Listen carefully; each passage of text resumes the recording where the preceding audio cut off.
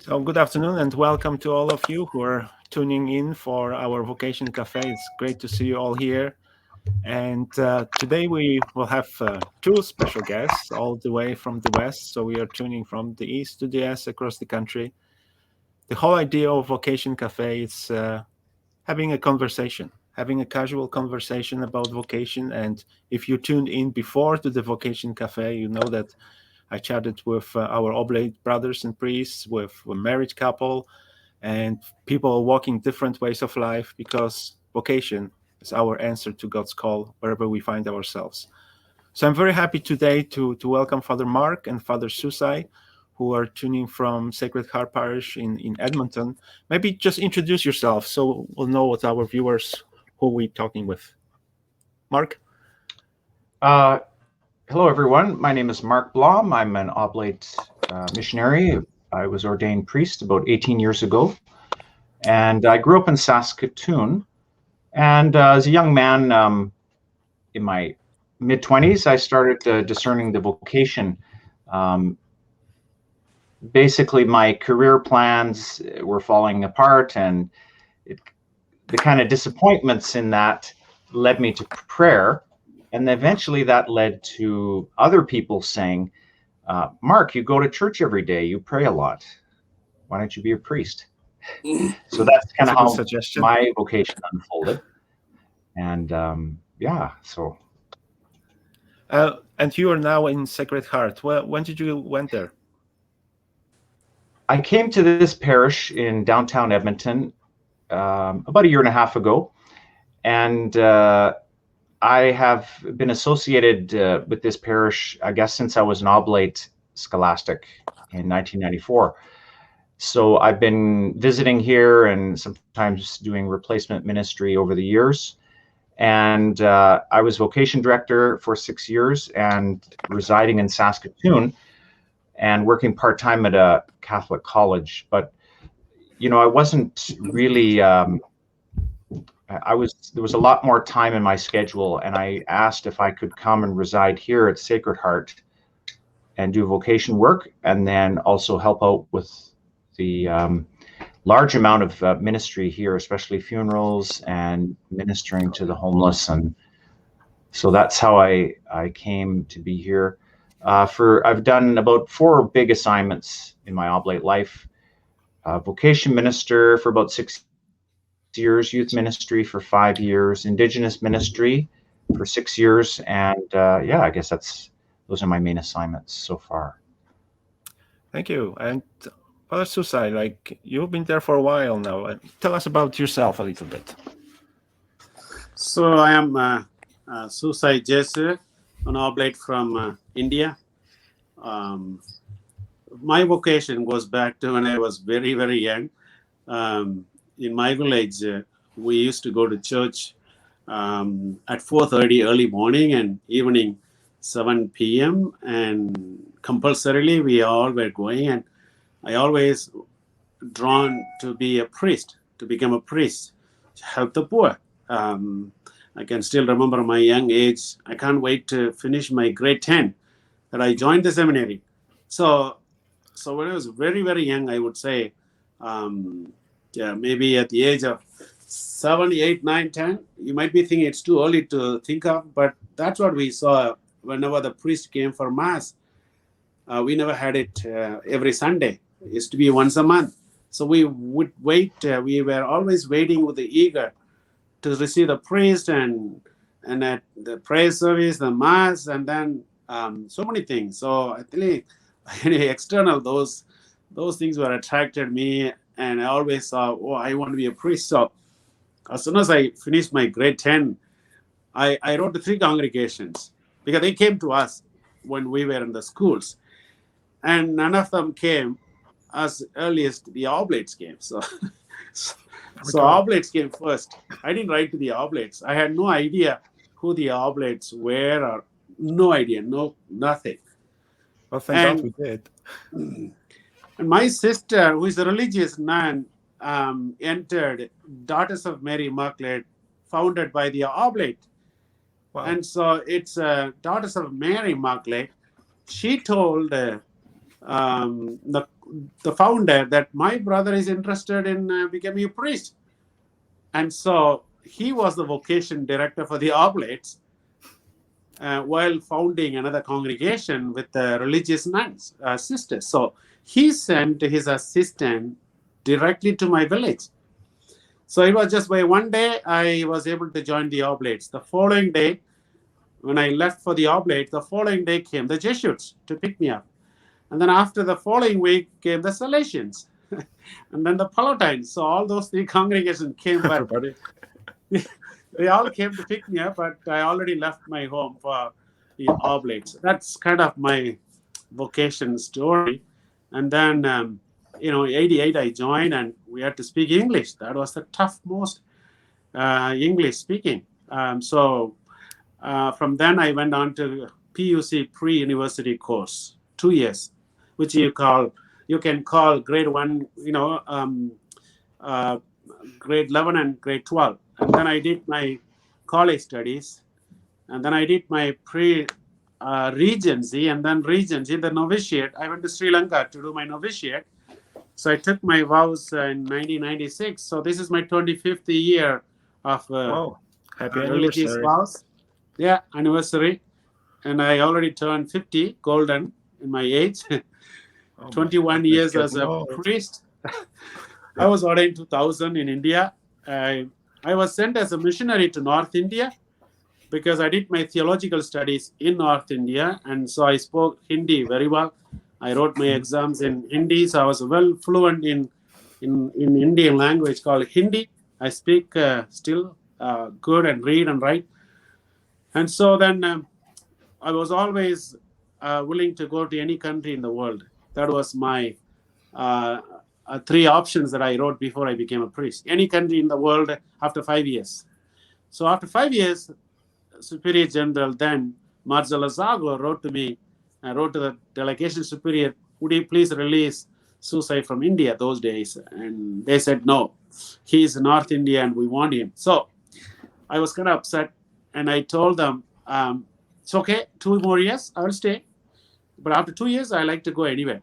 So that Canada was not part of my even dream, anywhere. So I was expecting one of the South African countries, to be honest. Meanwhile, on the 6th year, 7th year beginning, I received a letter from His Grace. I'm an emeritus Silver Void. Anyway, that's the story. Finally, 2007, I landed. So the provincial, then Andy Boye and Jim Fury was his vicar, took the process of inviting me. And 2007, I landed. And I was sent to Winnipeg for 8 months orientations, visiting almost all the First Nation communities. Anyway, so quickly, then I went to Pelican for 8 years. I felt the need for counseling skills. I went to Ottawa to do my master's counseling. From there, I'm here 4 years. Exactly 4 years here. Time flies, doesn't it? It's happened so fast. So fast. And meanwhile, just one word, myself and Mark, we used to meet. I was in Pelican, he was in Laurent in South End. It's a long distance, but he used to visit just me. For those who don't know those names, like where they located? This is in the Winnipeg area or way up north in Saskatchewan. Okay. So we knew each other well. Yeah. Yeah, in the Canadian Shield. Okay. So that's the lots of missionary work has been done there for years. I just want to welcome all of you who are tuning in, and I noticed that we have even our vocation team tuning. So Richard, it's good to see you as well here as we're joining online to the digital area. If you have any questions or would like to ask anything, you can please feel free to post them in the comments. We will see them here and we'll address them as they come. And the one thing I want to ask you, like both of you already mentioned about being involved with the First Nations and Indigenous people. As we were getting ready for this Vocation Café, somebody asked me, like, what exactly nations are in Edmonton in your parish? Like I said, I have no idea, but I will ask, because like the Indigenous people is a very broad term. But so who are your parishioners in Sacred Heart? Who would you see there? Just jump in. Well, we are on the prairies of Western Canada, you could say. So the communities that are ancestrally located here would be Plains Cree people. And so there would be different bands, or like First Nations means like an actual community. So you could say Enoch First Nation. That's a particular, settlement of Cree people. And then there's also Stoney and Soto. And south of us in an area called Masquachis, it's those are also Cree, but further south there would be the Blood tribes. But because Edmonton is such a major center for the West, there are Indigenous people here from across the country, but particularly from the Northwest Territories and even Nunavut sometimes. And they could be here going to school, or they might have loved ones in hospital getting medical treatment. So we do have Indigenous people here from all across the country, but those folks who live here historically would be the ones I mentioned. Oh, thank you. That's really helps, because I didn't even know, like especially I thought there were Blackfoot there. I had the chance to visit a long time ago. Gosh, that was like 20 years ago when Les was there. I don't remember the name of the place where he was, but it was great visit. He really showed me so many traditions that they have, and visited powwow, and like really fascinated by the beauty of the traditions that they have there. So talking about the Sacred Heart Parish, when you were downtown in Edmonton, like tell us a little bit about the parish itself. Well, why it's so unique, and what is uniqueness of Sacred Heart?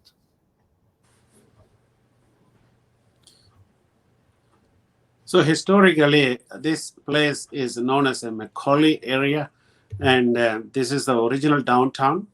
We are talking about hundreds of years back, and so less privileged, less economic oriented. Even today, it is the same. Partly because people came from all over Northwest Territories, from other reserve communities. For whatever reasons, they came and they started settling down here.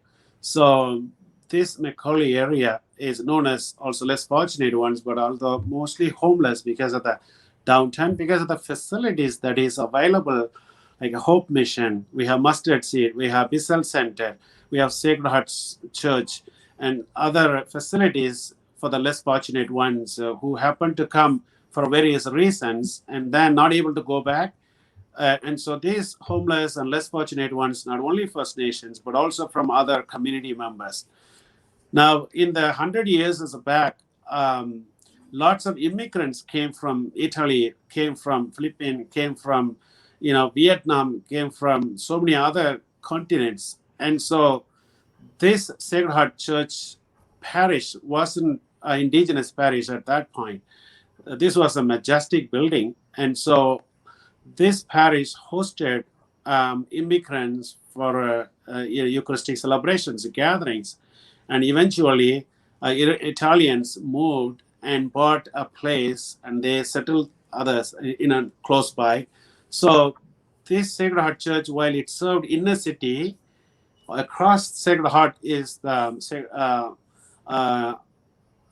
Assumption Parish, which was the French Catholic.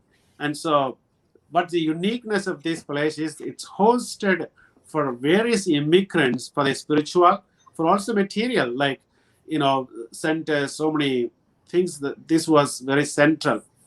In 60s, under the leadership of oblates for the guilds and sisters, for the Camille Pichet's sister, they started gathering in a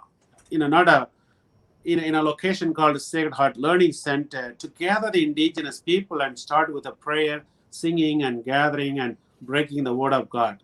It started in the 60s. And then after 10 years, by the time for the Gary Labukan, already a priest, they approached the bishop, I think, and they insisted that Indigenous parish needs to be established in this area. And Sacred Heart was then losing many of the, not losing, many of the people settling far away and away. And so this English parish was also ready for Indigenous parish. So it was 1971, it was 81, 1991 that this parish was declared as Indigenous parish, or Sacred Heart Church of the First Peoples parish. And so the location itself is a less privileged one. So really, even now, if you come here, it's different to see, except the downtown high towers. Mark, would you like to add? Yeah, the parish was in the neighborhood that received immigrants, and so waves of immigrants came and went, and over the years the neighborhood got run down. With that came more affordable housing, and a lot of Indigenous people who were moving off reserves into the city came to buy houses or live in this neighborhood. So and at a certain point in time, the diocese decided, because the parish was declining in numbers already, because the original members were either moving on or just getting too old to maintain the parish, that this would be the best place to house the Indigenous pastoral center and make it a native parish. I remember this when the Sacred Heart was assigned or like formally declared as the National First Nations parish. What does it exactly mean? Is that the only like Indigenous parish in the country, or like a specifically dedicated to work with the Indigenous people? So parish generally, go ahead. It's kind of spread. We're familiar in Catholic life of having different ethnic parishes. So you have the Portuguese parish, the Italian parish, or the Croatian parish. So this parish functions like that, but it also is a parish that across Canada represents a kind of national stature. You wouldn't want to say that it's the cathedral of the Indigenous peoples, but it has it blends both an ethnic parish, but also it has the stature of a parish that is recognized as being the place where Indigenous people can receive all the ministries that they're entitled to as Catholics, and the church honors the parish as a place where the wider church meets them as well. It's wonderful. Tell me a little bit. I had the chance to visit your parish a couple of summers ago, when we had the installation of the provincial council there. Beautiful church, lots of colorful paintings, and I really loved the paintings that you had just behind the altar.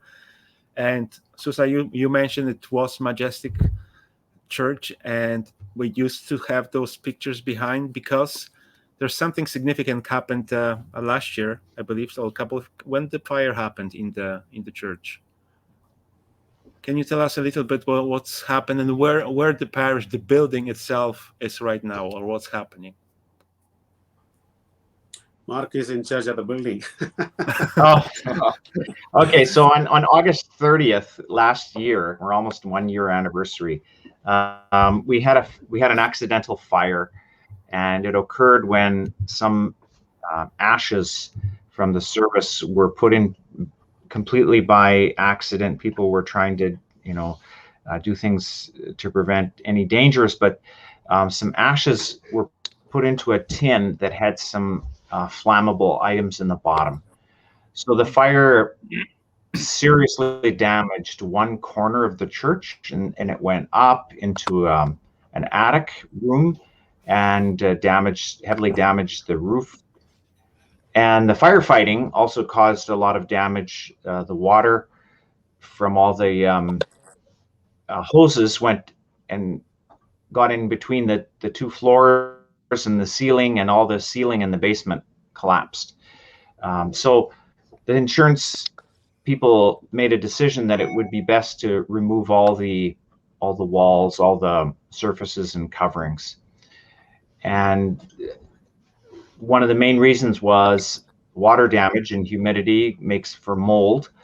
And they also realized that our building was made from a large amount of asbestos-containing materials, old-fashioned plaster. And so they decided that they would remove all this. And so that took about 3.5, 4 months. And then the building has kind of been sitting, waiting for work since then. And meanwhile, architects have to recreate every square inch of the new layout on building plans. And from those plans, the city will say, yes, we give you a permit. And then the contractors decide, how much it'll cost to rebuild the church. So our insurance policy is going to give us back a building just like we had with improvements. But we decided that this is the right time to replace the old heating system, an old steam boiler. So we decided that we would put in a more energy efficient hot water system. And we do a few other things that were really needing to be done, like replace the front stairs, the very steep front stairs. Very difficult to get caskets in and out of the church, especially in winter. So we have decided with those improvements and some of the other money we need to replace the contents that were lost, we've started a campaign to raise about $2 million. And so we're already getting a response for that campaign in our diocese. Some of the parishes have been very generous so far in helping us That's great. raise the funds that'll help us. Will be rebuilt. So, well, what are your hopes to reopen? Like, how long do you think it's going to take? Maybe a year from now. Yeah, It will be great. yeah, 1 year. Yeah, definitely we hoped different, but now we see definitely 1 more year. The architectural plans are almost approved by the city, and the tenders will be going to the tenders soon. Today, this morning, the insurance company and the other tenders, they came for a visit this morning at 9 o'clock. And so we are hoping things will be moving faster. Meanwhile, our parishioners are slowly getting a little frustrated why works are not going, what's happening. It's more than a year. And we are trying to explain that things are going behind the scene, not visible. But this is how the insurance company, the diocese, the parish. So you have all the three angles working together. It takes time. And we ourselves are not trained builders. We were trained priests. So lots of learning. Great. So I want to welcome as well. We have viewers joining us from across the world. So one of the Oblate world, Pascal Castrilli, bienvenue or bienvenito, whatever you're tuning in from the Shrine of Lourdes in France, and originally from Oblate province in Italy. So welcome. It's great to see you all here. And as I mentioned earlier, please post your comments, questions if you have any. And Susai and Mark, like I watch sometimes your masses that you as well live streamed, and being there for the installation, I noticed that you incorporate or include in the celebration of the Mass and other celebrations very indigenous traditions. Can you explain some of the traditions or how the Mass or prayers are a little bit different or enriched in your parish? So smudging is considered to be a cleansing, just like we dip into the holy water and make the sign of the cross, saying that, "Hi, Jesus, I'm coming in here, cleanse me." So this smudging has been a traditional indigenous spirituality that simply means a cleansing of my negative energy around my body. And that smudging is comprised of 4 medicines that the Creator offers from Mother Earth, which is a cedar, which is a tobacco, which is a sweetgrass, which is a sage. So these smudges are coming not just from there. It's for them. It's the Mother Earth that provides healing, and that the Creator cleanses them. So we use every Sunday smudging. We smudge even the altar around the church, and people start coming in half an hour before. The elder is available with the smudge. They come on their own. It's not a mandatory. And so that brings us unique culture Like if you look at the culture, if you sing English and if you sing my language, I am tuned to my own language, because that's how it is, the culture to be explained. It's a part of their culture. Plus drumming. Drumming has a very spiritual significance. It's not just the music. What is a drum? Drum is the heartbeat of your mother's sound. So when you were in the mother's womb, you were hearing your mother's heartbeat, drum, drum, drum. So it's a very deeply connected, this drumming. And so drumming is a very special, which we use. Even the offertory, we don't take the basket to, give us the money offering. No, we always had a blanket on the altar during that, and they get up. If they want to offer, they get up and come and just offer it, whatever it is. Some of them offer tobacco, not money. Whatever it is. So those are the cultural. And then 4 directions of prayer. You have the medicine wheel. These are powerful teachings which are being Christianized, which means we see the connections between deep theology between Jesus, who was a teacher, was giving us a life. 4 directions, for example, 4 seasons, 4 parts of the body, 4 elements. And so that's why you see the medicine wheel, the mind and the heart and the soul and the body. So these 4 direct, like doxology. After the doxology through with him, we turn to all the 4 directions and say, God, we thank you. Thank you for being with us in every direction. So also Mother Earth. And so these are the symbols or cultural ways of expressing our faith, expressing our love for Jesus, the Creator. So these are some of the things we want to maintain, and we ask elders to open their prayer, because for the indigenous people, elders like grandparents are considered to be a highly, not just a senior, but elder means when an elder speaks, the whole congregation listens attentively. It's like a Jesus teaching on the Sermon on the Mount, and everybody's listening. That's the kind of elders, and we ask them to open the prayer. We also ask the elders to close the prayer. I think it's more than a mind, speaks to our hearts, the culture. Mark, would you like to add something? I lost the feed there a little bit. Yes, we lost you for a moment. But yeah, okay.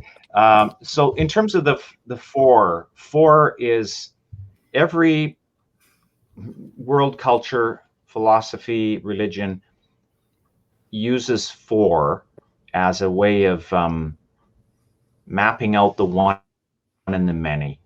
And so it's very prominent in indigenous culture. So the 4 things, fundamentally spirit, and then the physical world, the relational world or emotional, and the abstract, the cognitive, the mental sphere. And so that's very forward in terms of symbols, and in terms of just a simple, rough way to examine yourself. How am I living in balance? So the priority is spirit.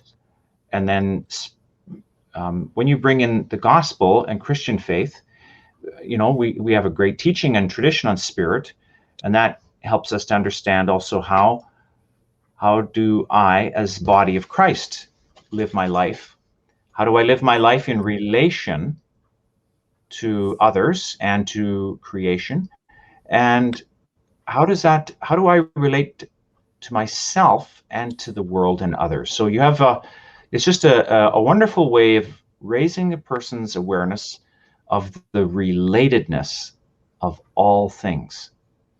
And so it's a powerful symbol to put before us as a way to sort out, the practical matters of life.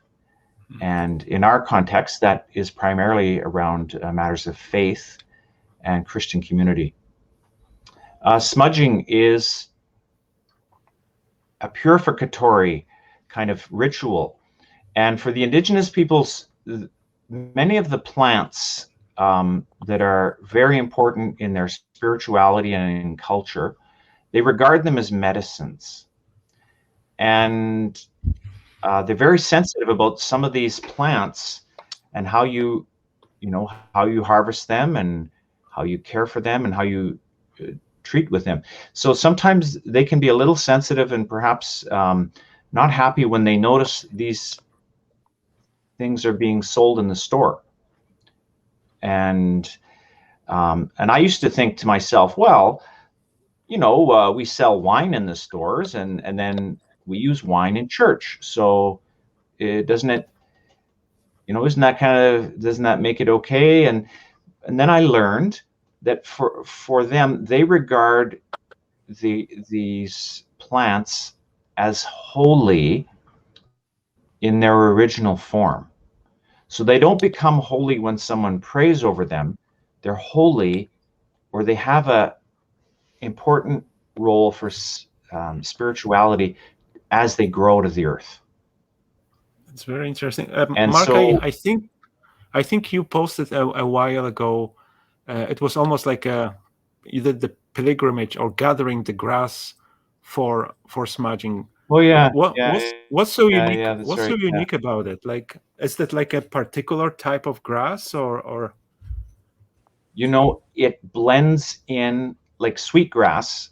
It looks, just at a glance, it looks just like all the other grasses around there.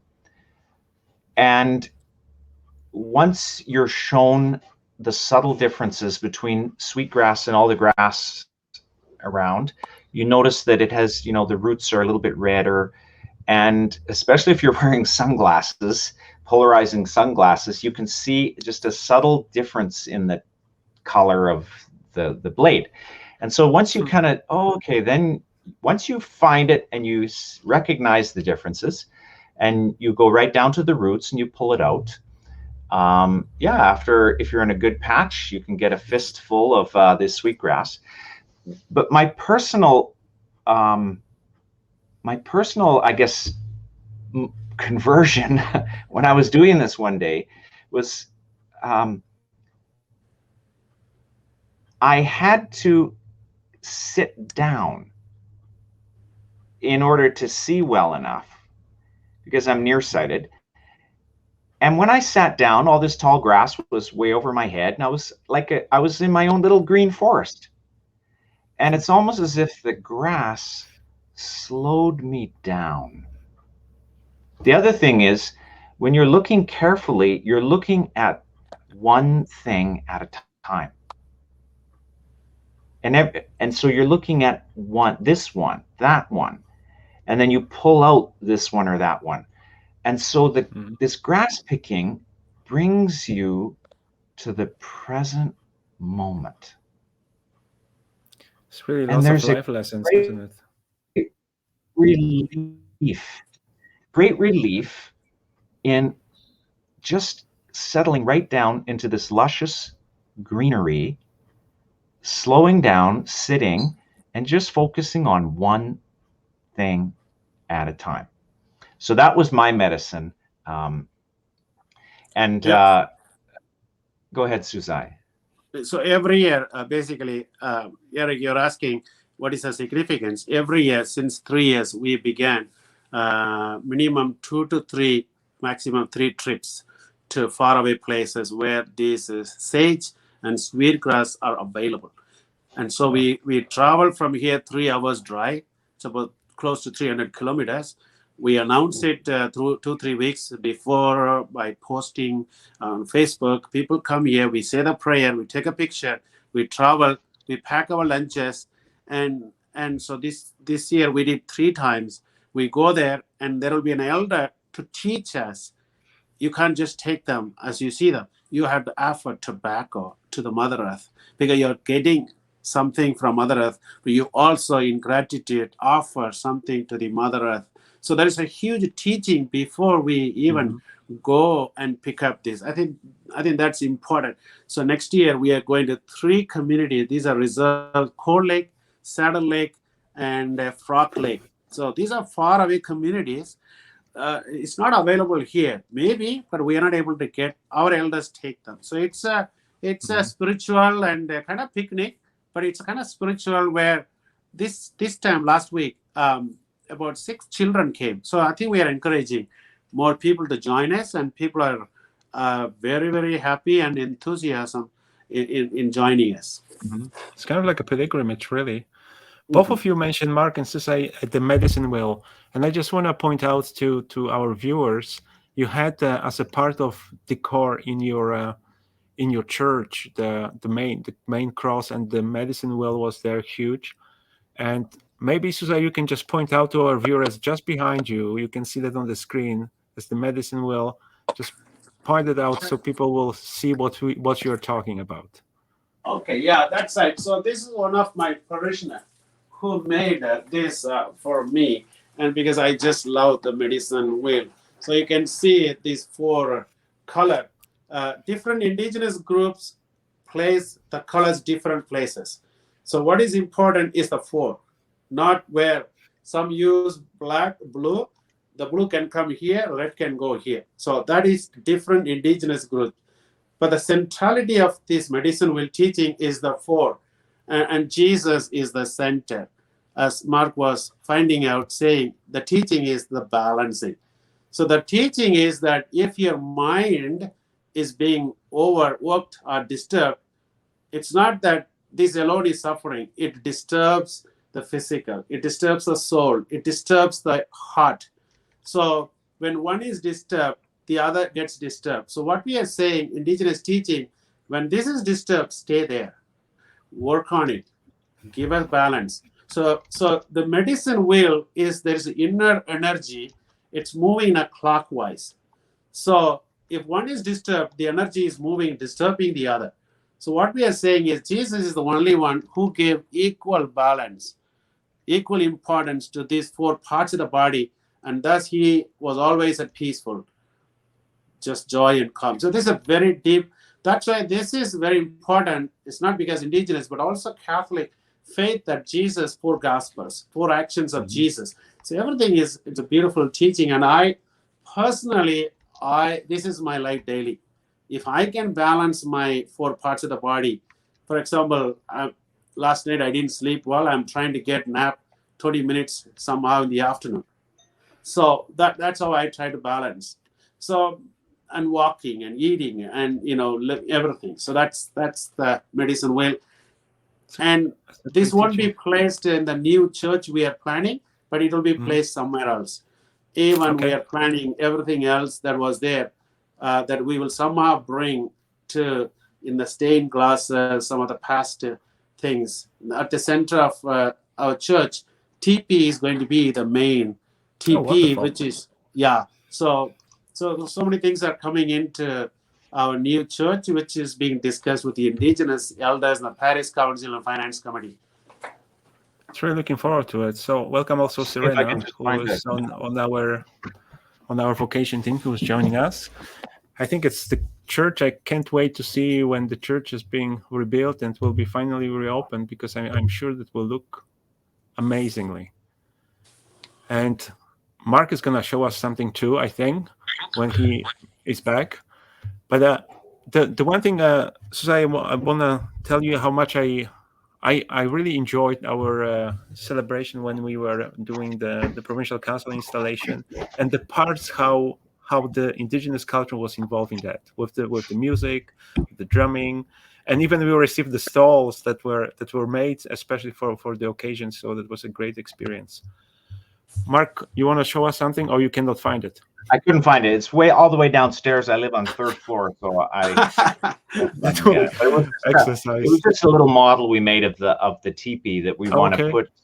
It's just 4 poles, and the first temple of the Israelites was what was called the tent of meeting.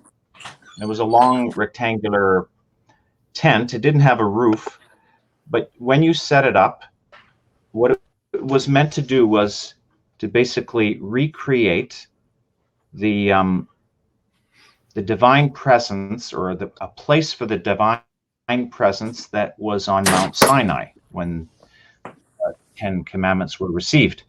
And there he is. Okay, good. There's our little mock-up.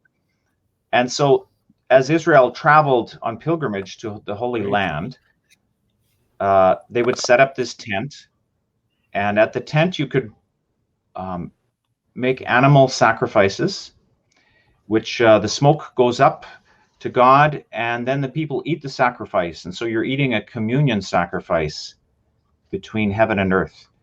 There was also an altar for burning incense, and then there was a little tent in which the 10 Commandments were kept. And so if you think that the medicine wheel with its 4 components echoes the tent of meeting, because you've got the physical sacrifice, you've got the incense, which represents the relational or the heart part, because you're offering incense as prayer, and prayer is relatedness. And then you've got the 10 Commandments, which are the word or the cognitive. And when you've got those 3 elements together intentionally, that creates the space for spirit. So you could see the tent of meeting echoes the medicine wheel. So when St. John describes the incarnation of Jesus, he says the Word was made flesh and tabernacled among us. And so this tent of meeting was called the tabernacle. So Catholics will say, no, the tabernacle is that brass box. In truth, the tabernacle is literally the tent in which God dwells. And so Jesus Christ, in our human nature, is tenting among us, in the tent of our lives, our societies, our communities. So when people walk into our restored church, at the very center, they're going to see a simple structure of a 4-pole teepee, and they will know this is an Indigenous Catholic church. This is where I belong. Amazing. Well, thank you for telling us. I'm looking forward how that's going to look like when it's finished.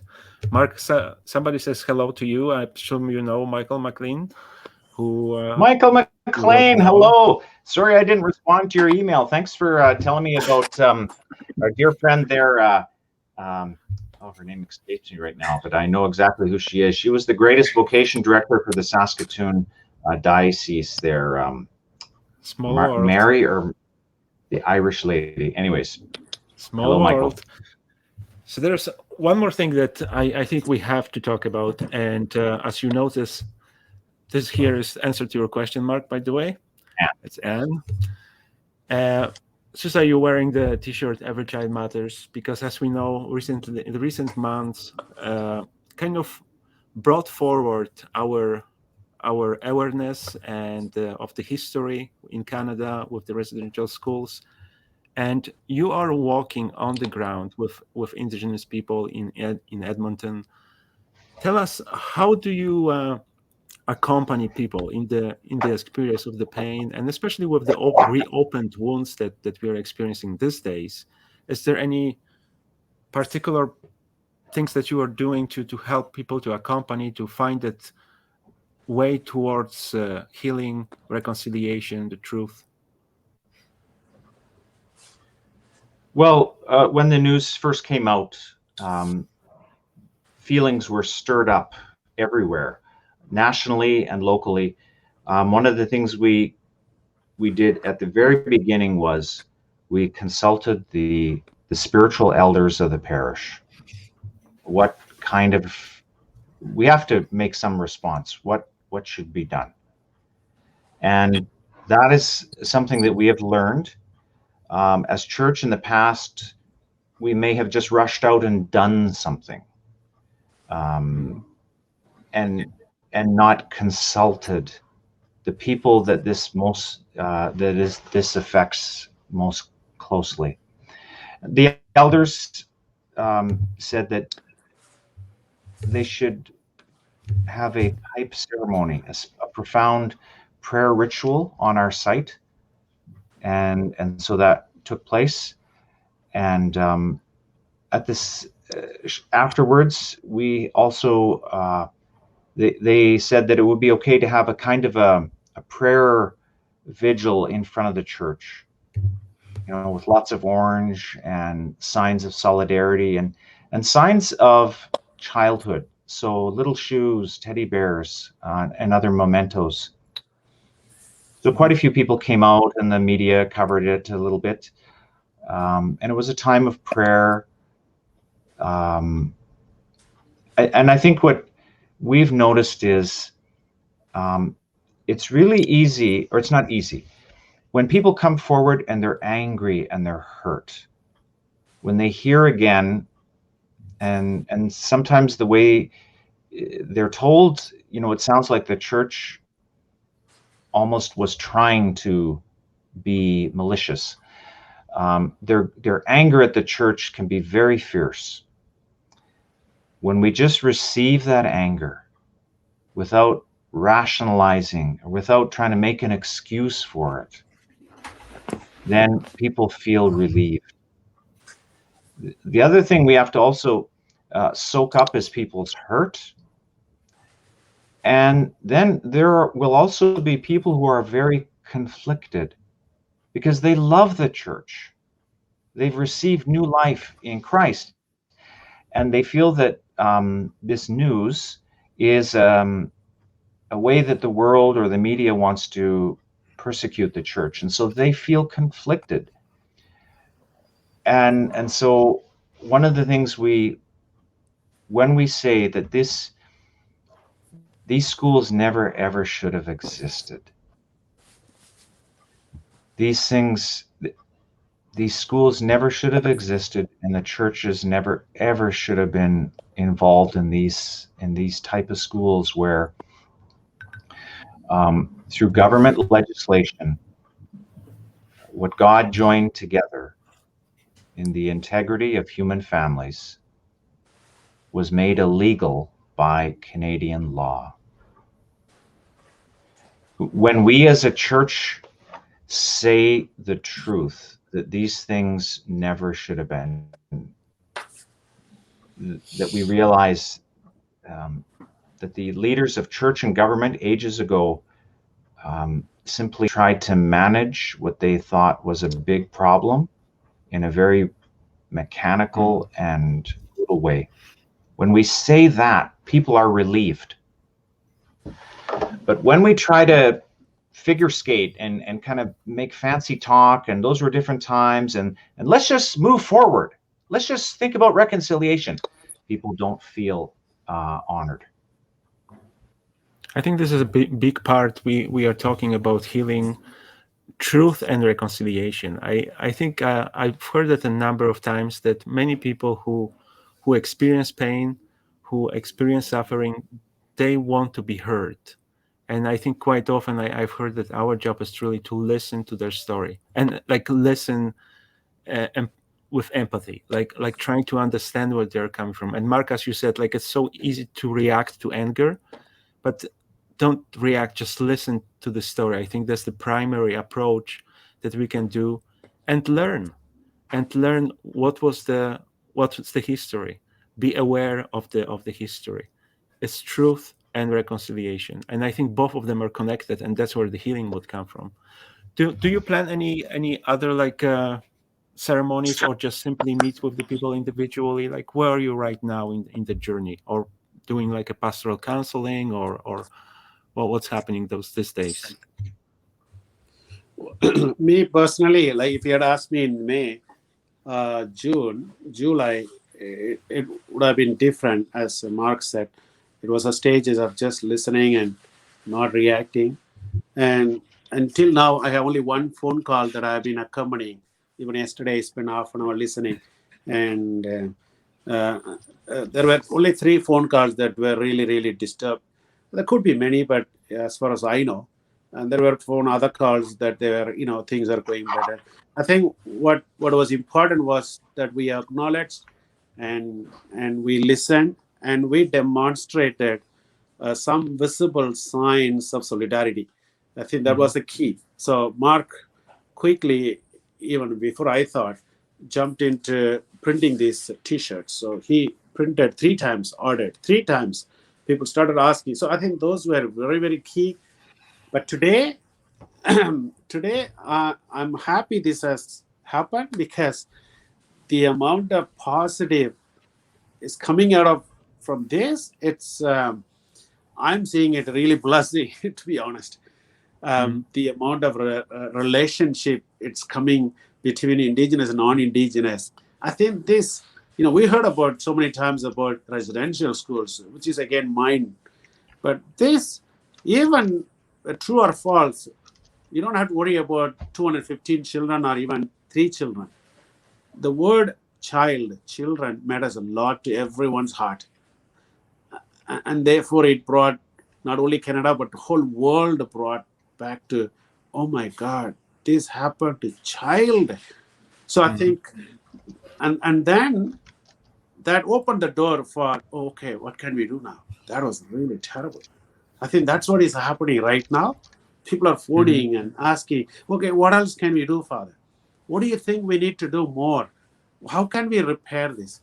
Like, that's a good question these days. So I'm seeing, even from the archdiocese level, bishops level, there needs to be a huge teaching coming in to the priests and the laity, and so many things are coming. Good things are coming. I tell you, sitting here in this office, you see, my God, good things are coming from non-Indigenous people, pouring out support, not finance. I'm talking about just opening their heart for the Indigenous. And I want to thank you for what you're doing. Like, thank you for taking that walk with the Indigenous people on the ground and giving them your time, your care, and I think that's very important to be able to listen. And as we are wrapping up, I want to thank you for lots of interesting thoughts that you share with us about the Indigenous ministry. But as this is Vocation Café, and maybe we'll have some young men watching this or listening to it. Like, from your experience of being an oblate, being a priest, and working with the Indigenous people, if there's a young man who's wondering, maybe God is calling me to that life, like, what would be your advice? Like, what would you tell the young person? Welcome back. Okay, maybe I'll just couch it in this terms. I was always a romantic, and I thought about getting married all my youth. But at a certain moment, I recognized the church was struggling and floundering. And I responded to the church through my vocation. And it took me a long time to realize that actually what I was doing was a kind of romantic response to save, the bride. Deep down, maybe every young man thinks if he saves a lady, he'll get married after or something. And what I see now is that my response to my vocation was a kind of laying down what I wanted for my life to serve the church. And so that enabled me to make what I considered the sacrifice, of my own freedom or my own life. So I think that I would say, don't look for rational reasons. Pray that you discover that irrational fire that's inside you, passion, that wants to do something great with your life. Thank you, Mark. Susai, what would be your advice? Well, even today we are receiving a young man from Pakistan. He is trying to discern to be a priest or not, or joining other religions. So for me, this place, Sacred Heart Church, really, really invites people, if they are wanting to do for themselves or for the church or for the whole world, an opportunity to really commit themselves. For any young man or woman, right now we have one sister, she's going to make her final vows.